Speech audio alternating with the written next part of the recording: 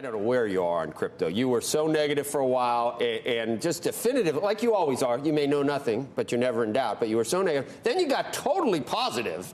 Do you own Bitcoin now? Kevin, what's your position in crypto right now? You do. Have you sold major parts of it? You have a lot of it, or as much? No. Look, Bitcoin is not a coin, Joe. It's simply software. Ethereum is software. If you own, HBAR software, if you own Microsoft, if you own Google, why don't you own Bitcoin? It's all software. It's productivity software. You own one Bitcoin? Do you have a real position in it? Because you're a wealthy guy.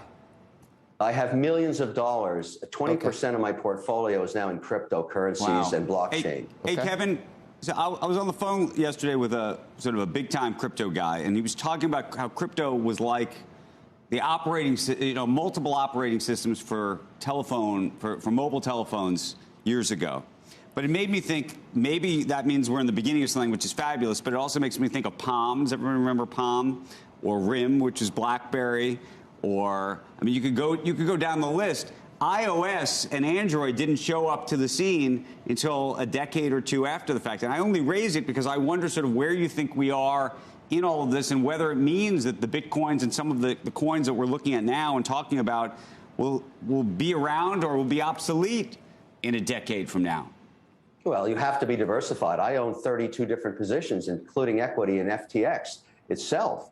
And I have to disclose, I'm a paid spokesperson for that company. I'm backing their initiatives. But the whole point is, you don't know who's going to win. Is Ethereum going to win? Is Solana going to win? Is it Helium? Or is it Avalanche? I own them all. And luckily, they're just software development teams. You go meet these people, you find out they're in their 20s, they're the smartest engineers in the world. If you graduate from MIT right now, you don't want to work for an old industrial company. You want to go to a blockchain company. So we should support this initiative and be the leader in policy, because right now the world is waiting. The Canadians are more advanced. They have the very first crypto exchange. They have the very first ETF with Bitcoin in it. How come we don't? The same in the United Arab Emirates, the same in Switzerland. We are so far behind in policy for this nascent industry that's going to lead the world in financial services. We got to get going. Now, there is a bill. I'm reading. It's over hundreds of pages. This thing is, I went up to the Senate last Thursday and met with Senator Loomis and a bunch of bipartisan senators.